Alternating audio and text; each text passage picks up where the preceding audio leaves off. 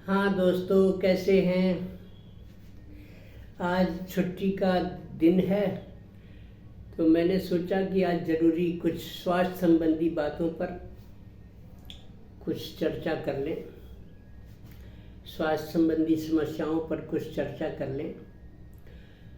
देखिए, आजकल घर घर की समस्या हो गई है। बीपी, हाई बीपी, लो बीपी, कोलेस्ट्रॉल बढ़ना, ट्राइग्लिसराइड्स बढ़ना, शुगर। ये शुगर और बीपी हर घर की समस्या लगभग हो गई है। लाइफ स्टाइल बहुत बिगड़ गई है। खान पान, आहार विहार बिगड़ गया है। सोने जगने का समय रूटीन बिगड़ गया है। स्ट्रेस बढ़ गया है। मन में बहुत से समस्याओं का समाधान ढूंढने का प्रयास चल रहा होता है।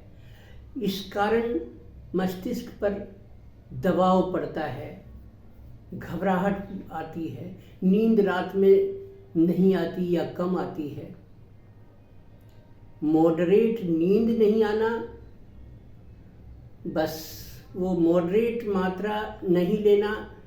नमक वगैरह, तेल, घी, फास्ट फूड, ये सब अपने लाइफ में शामिल हो गया है। बच्चे भी उसके आदी हो गए हैं और उसके परिणाम सामने आ रहे हैं। पहले के लोग इतने कहाँ बीमार पड़ते थे। आज से आप 40 साल 50 साल पहले देखिए, जब मैं कोई बहुत छोटी क्लास में हुआ करता था, ऐसे घर घर में ये समस्या नहीं थी। अब बहुत समस्या बढ़ रही है। तो चलिए आज बीपी के बारे में कुछ चर्चा कर लेते हैं। देखिए, हम लोग जो तेल खाते हैं सब्जियों में,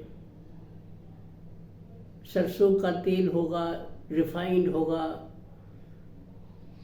नॉर्मल नॉर्थ बिहार में, यूपी में, उड़ीसा, उत्तर भारत में, इधर सब पहाड़ी इलाकों में ज़्यादातर सब मस्टर्ड ऑयल ये सब इस्तेमाल होता है, रिफाइंड होता है। सबसे ज़्यादा रिफाइंड नुकसानदायक है। तेल तो कोई सा भी हो,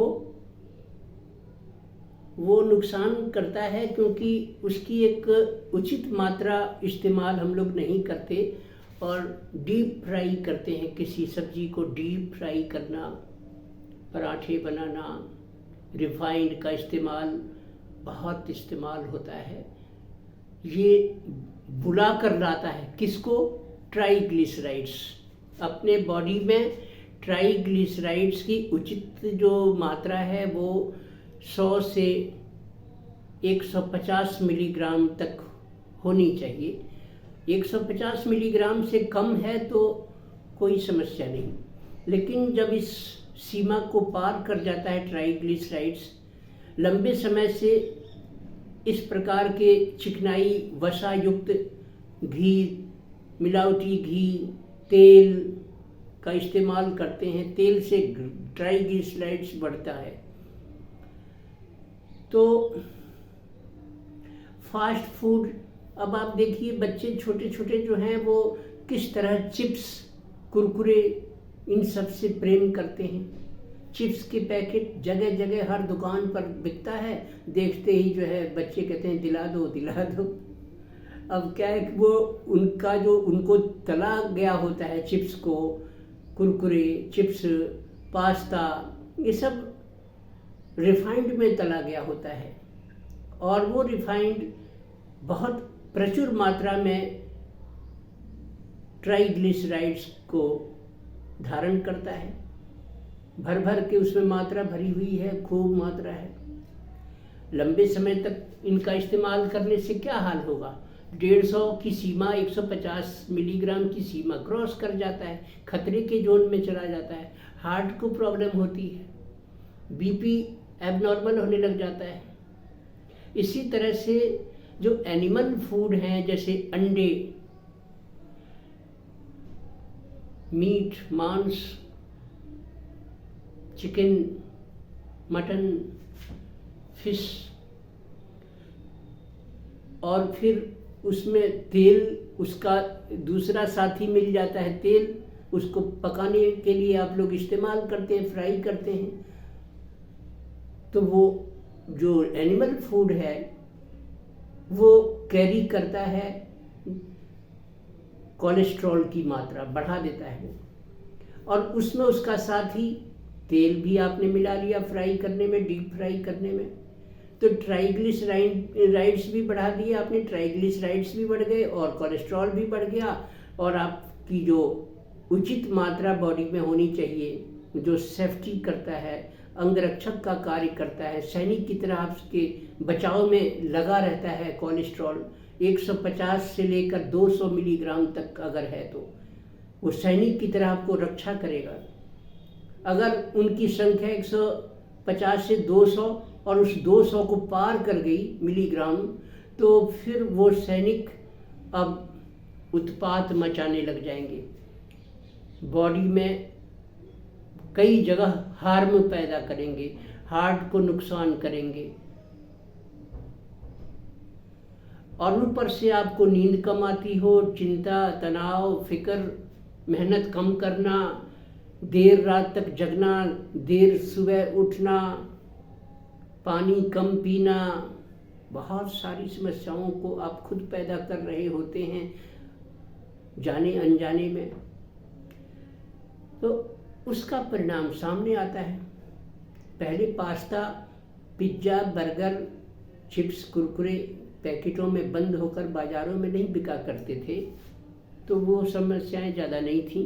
घी शुद्ध हुआ करता था, लोग पशु पालते थे, घर में गायें होती थीं, उनके दूध से दही जमता था, दही से फिर उनकी क्रीमिंग होती थी और उससे घी निकलता था, वो शुद्ध होता था। अब वो सब चीज़ें रही नहीं। लोग गांव छोड़ कर शहरों में आ गए, आ बसे। शहरों में आपाधापी का जीवन है, भाग दौड़ है, चिल्लम चिल्ली है, टेंशन है, स्ट्रेस है, प्रॉब्लम्स फेस करना होता है, प्रतिदिन कमाना, प्रतिदिन रोजी रोटी, प्रतिदिन की मुश्किलें, बिजली के भारी बिल तो मेरे कहने का मतलब कि अगर हम अपने जीवन को परहेज में रखें, जैसे एनिमल फूड को अवॉइड करें,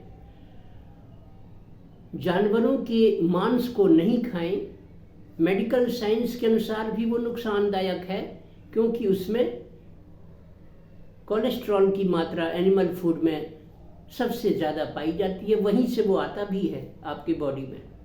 तेल से कोलेस्ट्रॉल नहीं आता, बल्कि एनिमल फूड से आता है।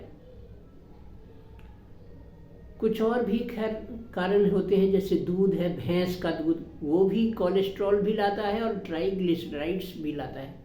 दूध भी भैंस का भारी वसा युक्त, बहुत अधिक मात्रा में फैट होता है उसमें, उसको आप लोग पसंद करते हैं। गाय का दूध जो उससे थिन है, पतला है, वसा उसमें कम होता है, सुपाच्य है, जल्दी पच जाता है, पौष्टिक है। उसकी दही भी अगर दूध की जमा लें गाय के दूध की, वो भी बहुत सुपाच्य है और बड़ा पुष्टिकर है, गुणकारी है। उसको आप लोग इस्तेमाल नहीं करते, भैंस के दूध को खरीदते हैं, पीते हैं, दही जमाते हैं, तो आप ही उसके कारण बन जाते हैं। अपने स्वास्थ्य के रक्षक होने चाहिए आपको, तो आप अपने ही स्वास्थ्य को नुकसान पहुंचाने की कोशिश में लगे रहते हैं। लाइफ स्टाइल आपकी खराब हो गई है। तो देखिए, एक तो आप एनिमल फूड से बचें, दूसरा भैंस के दूध के बजाय गाय का दूध पिएं, उससे भी नहीं तो टोन्ड मिल्क, उससे कम मात्रा में ट्राइग्लिसराइड्स होगा उसमें। डबल टोन्ड मिल्क, उससे और कम होगा ट्राइग्लिसराइड्स की मात्रा उसमें। स्किम्ड मिल्क है, बहुत कम होगा उसमें। गाय का दूध हो तो क्या मज़ा। तो एक तो गाय का दूध इस्तेमाल करें, दूसरा जितना ये एनिमल फूड है जो आध्यात्मिक दृष्टिकोण से भी निंदनीय आहार है, आध्यात्मिक दृष्टि से भी और मेडिकल साइंस से भी, और फिर उसकी फ्राई करते हैं आप लोग, तो वो और एनरिच हो जाता है कोलेस्ट्रॉल और बैड कोलेस्ट्रॉल और ये ट्राइग्लिसराइड्स को आप ले जाते हैं अपने घर में, अपने बॉडी में, उसको धीरे धीरे उसका खतरे की ओर बढ़ने लग जाता है, जो हार्ट को प्रॉब्लम होती है। क्या करें? देखिए, एक तो आप एक्सरसाइज, पैदल चलना अधिक रखें, अपने रूटीन में शामिल रखें, समय से सोएं रात को जल्दी, सुबह तक नींद पूरी हो जाएगी, गहरी नींद आएगी। पैदल चलेंगे, खूब एक्सरसाइज करेंगे तो बॉडी थकेगी, और जब बॉडी थकेगी तो नींद अच्छी आएगी। रात को मन करे थोड़ा कॉम्बिंग कर लें, कंघा कर लें। कॉम्बिंग करने से, मसाज कर लेने से, थोड़ा नारियल तेल वगैरह से, सरसों के शुद्ध तेल से बालों के जड़ों को भी पुष्टि मिलेगी और नींद आपको अच्छी आ जाएगी। पैर के तलवों में भी मालिश करिए, रबिंग, मसाज करिए पैर के तलवों में, सिर के तलवे में, तो आपको नींद अच्छी आ जाएगी, गहरी नींद आएगी। थकेगा बॉडी पैदल चलने से, और तेल की मालिश करेंगे तो नींद अच्छी आएगी। गाय का दूध पीजिए, गाय के दूध से जमा छाछ पीजिए, शुद्ध घी खाइए अगर खाना ही है तो। और दूसरी चीज़ की जो प्लांट बेस्ड ऑयल हैं, जैसे मस्टर्ड ऑयल अपने देश का, अपनी कंट्री का प्रधान तेल है, सरसों का तेल उत्तर भारत में सर्वाधिक मात्रा में यूज किया जाता है, जबकि साउथ इंडिया में कोकोनट ऑयल, नारियल का तेल इस्तेमाल किया जाता है। वहाँ बहुतायत में पाया जाता है नारियल, इसलिए नारियल का तेल होता है, वो भी ठीक है, उसमें भी ट्राइग्लिसराइड्स कम होता है। रिफाइंड से बचें और पानी अधिक पिएं। सब्जी या दाल जो कुछ भी बनाते हैं, आप पकाते हैं, अगर आपके घर में कोई पेशेंट है बीपी का, तो उसके लिए आप एक मन करे तो लहसुन का पूरा एक गांठ भी दाल में डाल दीजिए। दाल के साथ साथ वो पूरी गांठ लहसुन सहित पक जाएगी, बॉयल हो जाएगी। अब उसको अपने आप ही वो सब छिलका विलका सब हट जाता है, उसको आप खाएं। गर्मियाँ बहुत ज़्यादा हैं तो आप कम कर सकते हैं, पानी ज़्यादा पीजिए। छाछ, दही बहुत बढ़िया चीज़ है, दही और छाछ, वो भी गाय का। इसके अलावा तरबूज, जिसमें पानी काफ़ी वाटरमेलन, वो तरबूज खाने से भी बीपी नियंत्रित रहती है, बीपी नहीं बढ़ती। इसके अलावा आप जब भी नहाने जाएं तो आप देखिए, आप चाहे आप कभी बीपी हो जाए तो आप चाहे उसी वक्त क्षण भर में आजमा सकते हैं। आप हैरान रह जाएंगे कि आपके पीठ के पीछे जो मेरुदंड है, रीढ़ की हड्डी है, उसको सीधे नल की टोंटी के पास करके आप बैठ जाएं और उसकी धार, टोंटी से निकलने वाले ठंडे पानी की धार सीधी आपके स्पाइनल कॉर्ड पर, रीढ़ की हड्डी पर गिरने दीजिए। आप देखेंगे कि बस पानी के गिरते ही रीढ़ की हड्डी पर वो धार थोड़ी ही, जहाँ 15 सेकेंड 20 सेकेंड आपने डाला, पानी गिरने दिया, कि आपकी बीपी एकदम उसी वक्त इमीडिएटली कूल डाउन होने लग जाएगी। हाई जो था वो एकदम नॉर्मल की ओर आने लग जाएगा, फट फट फट फट।